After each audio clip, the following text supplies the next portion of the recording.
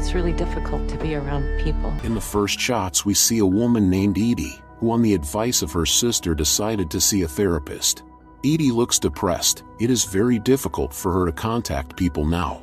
She does not want to involve anyone in her problems and is alone with her grief. To cope with the heartache, Edie decided to go far from the city, to a secluded place. She arranged to rent a cabin. Sister Emma kept calling her, so Edie threw her phone in a trash. It was a long journey, but Edie is determined.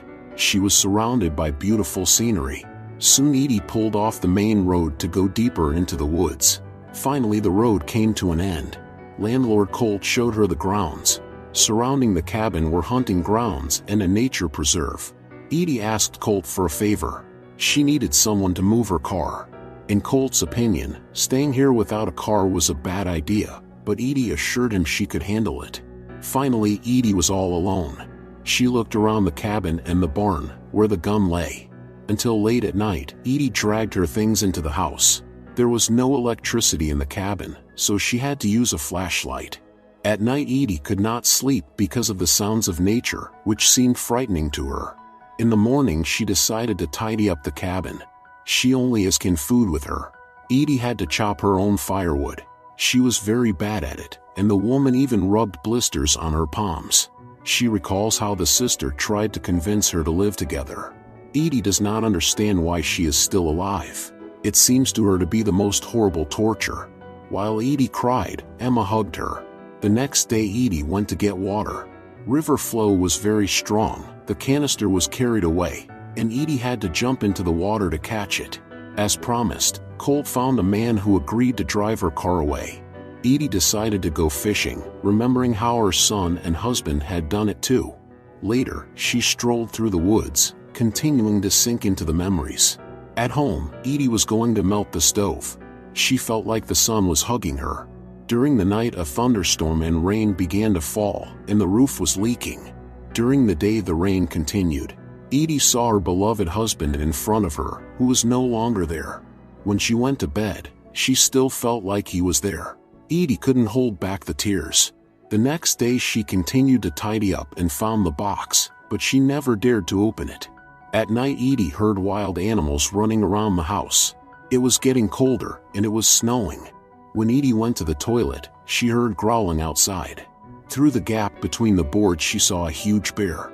Edie was very frightened, and the beast went into the cabin. After a while Edie dared to come out. Everything in the cabin was upside down, and the bear had eaten almost all the food. Edie had to make a fire outside to keep warm. There wasn't much food left, so Edie set a trap, hoping to catch some small animal. Despite the cold, she was fishing. It became easier for her to chop wood, but the stove wasn't saving her from cold. In addition, the last can of canned food was over. Edie had no choice but to take her gun and go hunting in the woods. Suddenly she saw 2 moose, but she had no luck. Edie returned to the cabin in tears, realizing that she was left here without food all alone. Edie didn't want to live anymore, but she remembered her sister, and it gave her strength. Emma was the only person who kept Edie from doing something rash. She'd managed to find some food, but it wasn't enough. The night got even colder. Lying on the floor, Edie remembered her happy family. Suddenly the wind woke her up. A terrible snowstorm began, but Edie went outside anyway. When she came back, she was completely exhausted. Edie lay motionless on the cold floor for a long time. Suddenly there was a knock at the door. But it was not her beloved husband, but some stranger. He called for help. The man and woman brought Edie to her senses and warmed her up. While the woman cared for her, the man taped up the windows. They also stayed in the cabin for the night and stoked the stove. Edie came to her senses. Her rescuers' names were Miguel and Alava. It turns out that Alava is a nurse. They convince Edie to go to the doctor, but she refuses. Alava has to go back to town. Miguel promised that he would stay and look after Edie. He decided to spend the night in his car, and in the morning he made breakfast and helped Edie get up. She was having a hard time eating, so Miguel started spoon-feeding her. In the afternoon Edie fell asleep again, and when she had recovered her strength, decided to get to know her savior. It turned out that he was out hunting and noticed the smoke from the chimney. When Miguel returned, the smoke was gone, and this seemed suspicious to him. Later, Miguel went into town to buy food. Edie was already feeling much better. In the afternoon, Miguel chopped firewood. It was getting warmer outside. Edie was finally able to wash properly. In the evening, Alava paid them a visit. She still insists on being hospitalized, but since Edie again refused to go to the hospital, Alava took her tests right here. Alava worries about why Edie is alone in this cabin without a cell phone. Edie replied that it was her conscious choice. After a while, Miguel brought back the results of the tests. Edie's health was perfectly fine. She invited her new acquaintance for coffee and thanked him for his kindness. Edie confessed that she came here because she didn't want to be around people. Edie wanted to give Miguel money, but he refused to accept them. Miguel offered to teach her how to hunt, and Edie decided to accept the offer. She also asked him not to tell her anything about the outside world. Hunting lessons began. At first, Edie didn't succeed, but she wasn't going to give up. In addition to hunting, Edie and Miguel went fishing. Edie was also able to strengthen the roof of the hut. That day they went hunting together again. This time Edie succeeded in getting the game. Miguel showed her what to do with it. They dragged the elk to the cabin. Edie learned how to set traps and already hunted game on her own. Now she slept soundly at night and read books during the day, adding to her knowledge of nature. On a warm day, Edie began to loosen the ground to plant a vegetable garden. Miguel visited her again. This time he brought his dog Potter. Edie confessed that during the week Miguel had been away, she had not said a word. Later, they went into the woods to pick berries. Miguel told her that he was in charge of water reservations for people who did not have access to running water. When Edie asked if he had any family, Miguel said that his wife and daughter had died in a car accident 8 years earlier. Edie said she had a family too. Toward evening, they roasted meat over a fire. Miguel asked his friend to tell how she saw her future. All Edie wants now is one thing: to be closer to nature. At some point, Edie realized that Miguel tried to find out something about her through the internet. She didn't like it very much, so she left for the cabin. In the evening, Edie sat by the fire alone. Soon Miguel arrived again and invited her to go hunting. Edie asked his forgiveness for her behavior. During the day they wandered through the woods in search of game, and in the evening they sang an old song by the fire. One day Miguel hands her a drawing of his niece. The girl thinks her uncle made up a recluse friend who lives in the mountains. Edie decided to prove to the girl that she is real and decided to give her something in return. After a long time, Edie opened that same box. She pulled out a paper and handed it to Miguel. He said that he would have to go away for a long time and asked her to look after Potter.